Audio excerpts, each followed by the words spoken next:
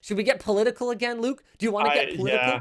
I was Okay. trying to prep for it. Let's All right, talk let's about go. what happened at Basecamp. First of all, what is Basecamp? They make a few different things. I think probably most notably as of late would be Hey, the email thing. Yeah. And that would be because of the controversy that they had with, I believe it was specifically Apple, but it was like the cut that mobile platforms are taking. So you've probably heard of them. We've talked about them on the WAN show before because of their Hey email app, but they have also done other things. It's not just that. Okay. And And what's it's going on at it's Basecamp right now? okay. So this has been interesting to track because the amount of subtweeting that has gone on around this has been immense. And what I mean by that is people just like tweeting angrily but not explaining why. Yeah. I've noticed over the last few days that my feed, I follow a lot of developers and stuff, my Uh-huh. feed has exploded, and it actually took me a while to get to the bottom of what was going on. So on Monday, Basecamp CEO published a blog post where he outlined a bunch of changes in the company, and by a bunch, I genuinely mean like a lot. A lot. They He don't even seem defines to it be all as like related. Like that's kind of the bizarre thing about this to me. Well, it's one yep, of the bizarre yep. things. Carry on. They're kind of all over the place, and he actually defines it as a version change. So like a version change of the company. Like this is a big, sweeping, massive change. He breaks it down into a variety of sections. So I'm actually going to skip the first one because that's the one that it seems like most people have problems with. And I'm going to go to the more simple ones first. So no forgetting what we do here. He says, we make project management, team communication, and email software. We are not a social impact company, blah, blah, blah, blah, blah. That bothered some people for sure. No more 360 reviews. That's talking about like essentially they're not going to do peer feedback reviews. They're going to do direct managerial reviews. No more lingering or dwelling on past decisions, which is a really fun company rule. Good luck with that one. What does that even mean? We've become a bit too precious with decision making over the last few years, either by wallowing in indecisiveness, worrying ourselves into overthinking things. Blah, blah, blah. Yeah, okay. It's for sure. It's a problem. You don't want to get stuck like scared of making decisions because of past problems. But like, Sure. wow, a bit of an interesting company rule to not linger on past decisions. No more committees. For nearly all of our 21-year existence, we were proudly committee-free, no big working groups making big decisions or blah, blah, blah, essentially no big committees. No more paternalistic benefits. And this took me a second. I literally had to Google this. Essentially, they used to have a fund. They offered a fitness benefit, a wellness allowance, a farmer's market share, continuing education allowances, like all this other kind of stuff, Okay. and they're cutting that off. They are introducing a 10% profit sharing plan, but they don't. Before it was like we want to help you spend in these ways, and Yeah. they're canning that. They're just doing the 10% profit sharing plan. Now here's the big one. This is the one that seems to have lit most of the fires. There's quite a few things in here that people are going to get pretty aggravated about for sure. Yeah. But this one seems to be the bonfire out of all the. Okay, can you relax? Can you calm down? This one seems to be the bonfire out of all the other small fires. No more societal and political discussions on our company Basecamp account. Today's social and political waters are especially choppy. Sensitivities are at 11, and every discussion remotely related to politics, advocacy, or society at large quickly spins away from pleasant. Blah, blah, blah, blah, blah, blah. Okay. Yeah. So these were all pretty impactful to a lot of employees at Basecamp because a lot of these things seem to have. This is all what I've gleaned from just trying to read people's Twitter posts and whatnot about it. A lot of these things seem to have defined people's experiences at Basecamp. It's a big part of the reason why they worked there. Yeah. And now there have been sweeping rules. changes. Yeah, basically. yeah. So there was something pretty interesting that was done. I don't know if this was expected. Maybe it was, maybe it wasn't. The CEO offered a generous severance for those that didn't agree with him. Which, I mean, sure, why not? But a third of the company just straight up quit after he did that. Again, maybe that was kind of the goal. Maybe it was. Maybe it wasn't. I don't know. Um, yeah. I mean, here's a really challenging thing: is how do you draw the line between what's political and what's not? I mean, I saw an interesting billboard the other day. I happened to be on the phone with my wife while I was driving in to play badminton, and on speaker, of course.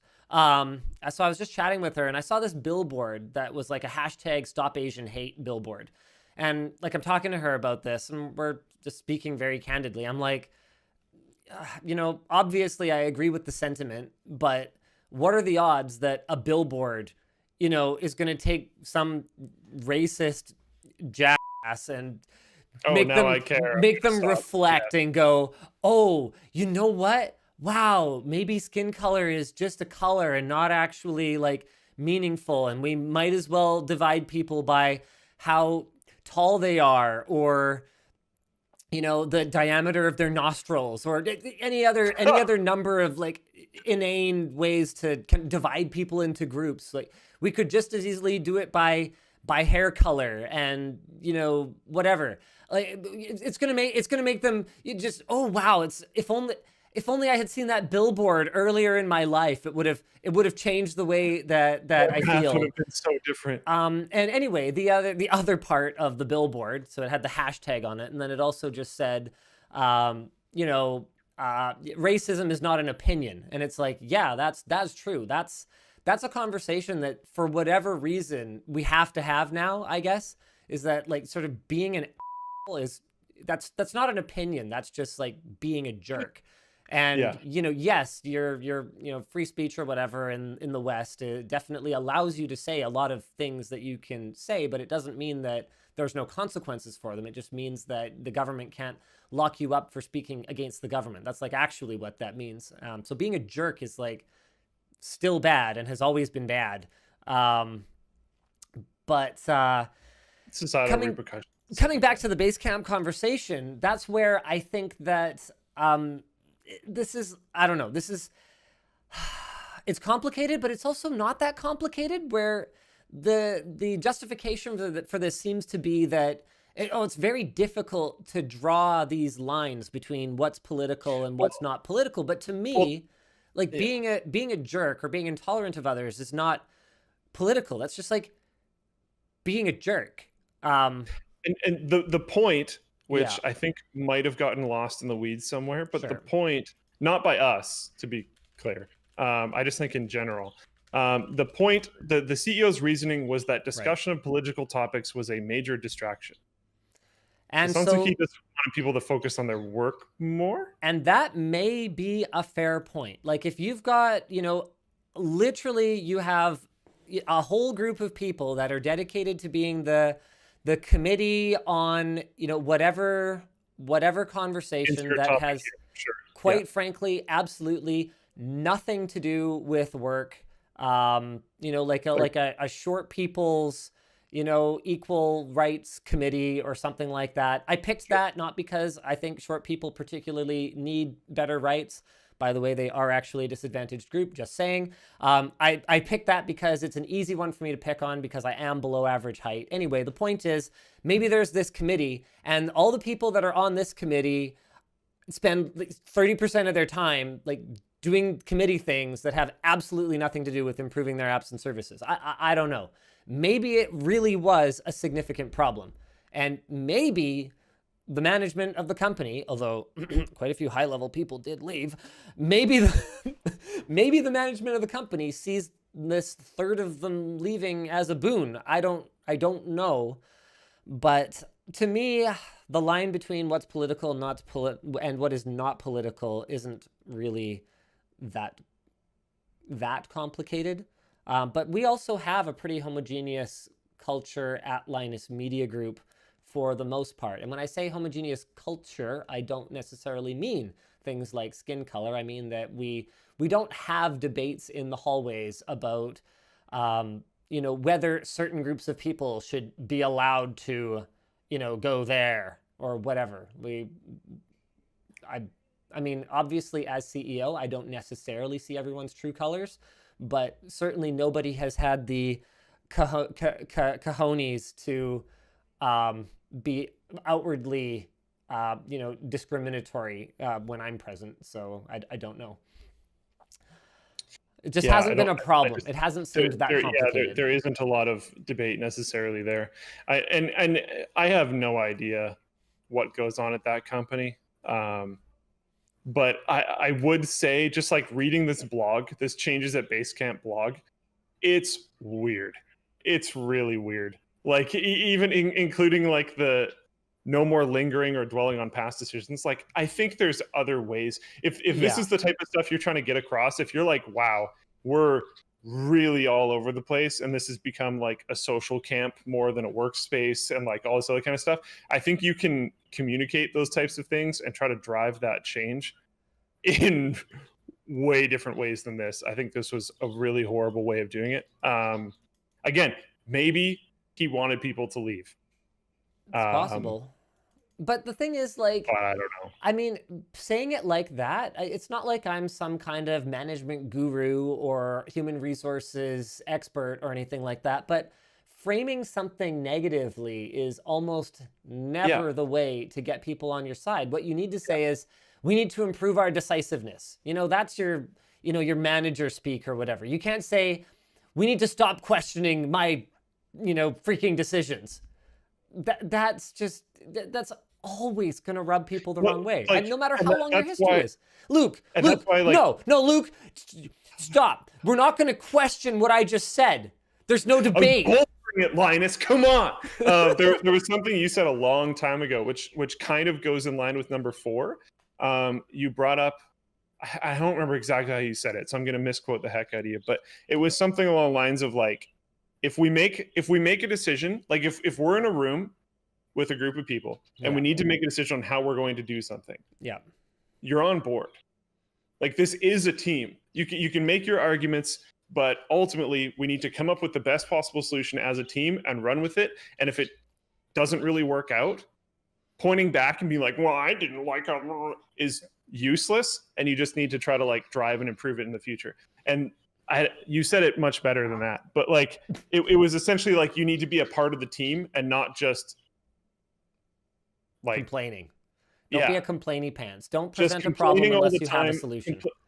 Complaining all the time, not posting solutions, like blah blah blah blah. Now, in Floatplane Chat, things that doesn't make you feel like part of the team. In Floatplane Chat, they're saying the past decisions seem to be kind of a code word for ignoring this racially insensitive list of funny names for their customers that they used to have, or something like that. So it may be that basically they just wanted to get rid of people that were upset about certain aspects of their company's history and a pattern of insensitive behavior. Yeah, see, like I don't know those types of details about this kind of stuff. The thing is, like, at the end of the day, you cannot treat people like human resources. And when I say I use even just the term human resources, how disgusting is that, right? You're basically resources. We use the word resources to describe things like, things like iron ore in the side of a mountain, inanimate objects. And the only reason I use that term is because in the interest of clear communication with other human beings, I use the universally understood terms to describe things instead of trying to come up with my own, snowflake names for things. But I do find it pretty disrespectful, honestly, to refer to people as human resources. And I think that a successful company that has this attitude that people are sort of easily replaceable and disposable, I think I don't think it's good for anyone. Yeah, I don't think it feels good for the employees. I don't think it feels good for owners. I think if an owner feels like their employees are like easy replaceable, like cartridges, basically, then they're probably pretty detached from the company at that point. Right. People are suggesting we can make HR human relations. I mean, that really sounds like some kind of like sex orgy cult or something to me. I was gonna say that sounds like a little too intimate. Hey, you guys wanna go to Club Human Relations on Saturday night? I don't know. You guys want to? Yeah, I don't know. I was gonna try to make a joke about keep talking and nobody explodes because I want to have a float plane game night where we play that soon, but I couldn't make it work.